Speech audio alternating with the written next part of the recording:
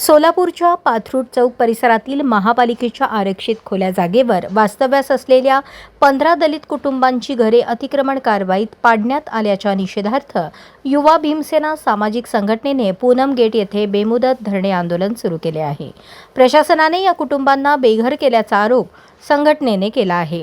महापालिकेच्या अतिक्रमण विभागाने सुट्टीच्या दिवशी संगनमताने कारवाई करून दलित कुटुंबांवर अन्याय केल्याचा आरोप आंदोलनकर्त्यांनी केला। प्रभावित कुटुंबांना तातडीने पुनर्वसन करून त्यांच्या हक्काची घरे देण्यात यावीत अशी मागणी यावेळी करण्यात आली।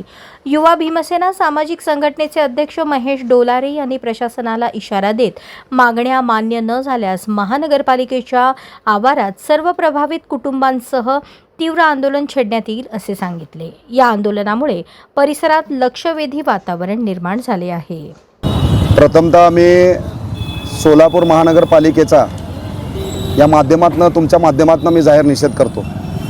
कारण दलित समाजाचे पाथरूड चौक या ठिकाणी एक 15-16 घरं सोलापूर महानगरपालिका अतिक्रमण विभागाने उद्ध्वस्त केले आणि खाजगी व्यवसायासाठी त्या जे मंगल कार्यालयवाला आहे गुलाम पैलवान या मंगल कार्यालयवाल्याला भाडेतत्वावर देण्यात आली।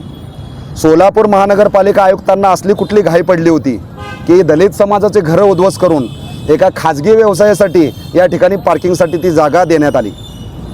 त्या ज्या ठिकाणी हे पार्किंगची जागा देण्यात आली त्या ठिकाणी दाट वस्ती लोकवस्ती या ठिकाणी आहे। अनेक वाहतुकीसाठी अडथळा निर्माण होण्याची शक्यता आहे।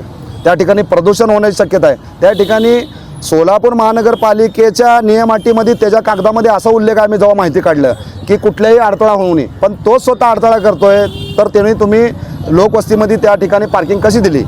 दुसरी आमची अशी मागणी आहे या आंदोलनाच्या माध्यमातून की त्या ठिकाणी जी मंगल कार्यालयाची इमारत आहे त्या इमारतीला पार्किंगसाठी परवाना नसेल तर इमारतीला तुम्ही परवानगी का दिली आणि या गरिबाचे घरं पाडून या दलित समाजाचे घरं पाडून या ठिकाणी ती जागा पार्किंगला का देण्यात आली असा आमचा प्रश्न आहे। आमचा तिसरा असा प्रश्न आहे की आज आपल्या देशाला स्वातंत्र्य मिळून अनेक वर्ष झाले, परंतु आज हे आम्हाला या ठिकाणी पाण्यासाठी घरासाठी संघर्ष करावा लागतो।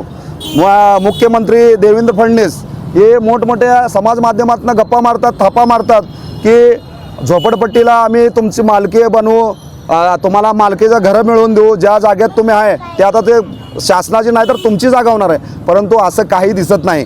त्या ठिकाणी प्रस्थापित नगरसेवक आमदार खासदार कुणी यांच्या प्रश्नावर बोलायला तयार नाही। मत मागायला मात्र हात जोडून 4-4 वेळा येतात, परंतु या गरिबाची आज लहान लहान मुलं आहेत। अवघ्या आता पावसाचा दिवस चालू आहे, अनेक लोक हे सफाई कामगार आहेत, ह्या लोकांची अशी परिस्थिती आहे भाड्यानं घर घ्यायला गेलं तर आम्हाला जातीमुळं घरसुद्धा मिळत नाही। या महाराष्ट्रामध्ये या देशामध्ये अशी परिस्थिती आहे। जातीय मानसिकता संपली नाही। आज महापुरुषाने अनेक कार्य केलं, कुठल्या जाती धर्माचं कार्य केलं नाही, परंतु ज्या महापुरुषाच्या कार्याला या ठिकाणी जातीय चौकटीमध्ये हे लोक ठेवतात आणि जातीय मानसिकतेतून लोक बघतात।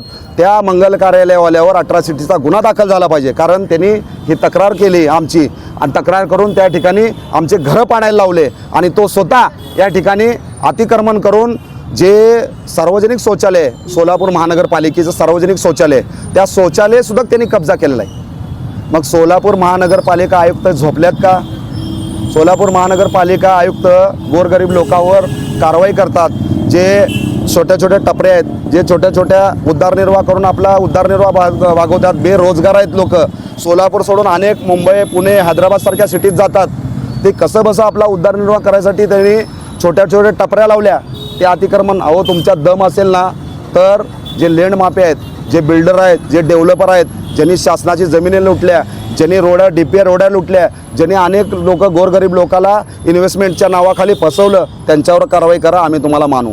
जर याबद्दल तुम्ही महानगरपालिकेच्या आयुक्तांना बोलणं केलं का? काय निवेदन वगैरे? तिथं आम्ही गेल्या 7 महिन्यापासून या ठिकाणी आम्ही पाठपुरावा करतोय।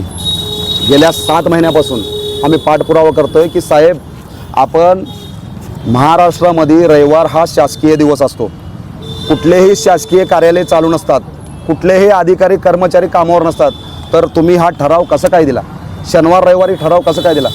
आयुक्त बोलायला तयार नाही, आयुक्त दुसरीकडे पाठवतात, त्यांनी तिसरीकडे पाठवतात, इकडनं तिकडं जावा, त्या टेबलवरनं हे सगळे भ्रष्ट झाले आहेत, सगळे मिळाले आहेत। सगळे या ठिकाणी पैशाचं लेवण देवण घेऊन गोरगरीब लोकांवर अन्याय करतात. पुढचं तुमच्या आंदोलनाची दिशा काय असेल? आम्ही गेल्या 5 दिवसापासून या ठिकाणी आंदोलन करतोय. आज हे लक्ष वेधित करण्यासाठी आम्ही हलगीनाथ आंदोलन करत होतो. पोलीस प्रशासनाकडून आम्हाला सांगण्यात येते तुम्ही जर आंदोलन केलं तर तुमच्यावर गुन्हा दाखल होईल. आमच्यावर 1 नाही 10 गुन्हे दाखल करा. आमची पुढची भूमिका अशी राहणार आहे, जर येणाऱ्या 1-2 दिवसात आम्हाला जर न्याय मिळत नसेल तर सोलापूर महानगरपालिका आयुक्त कार्यालयामध्ये आम्ही सर्वजण या परिवाराला घेऊन आत्मदहन करणार आहे. याचे जबाबदार सोलापूर महानगरपालिका आयुक्त असतील.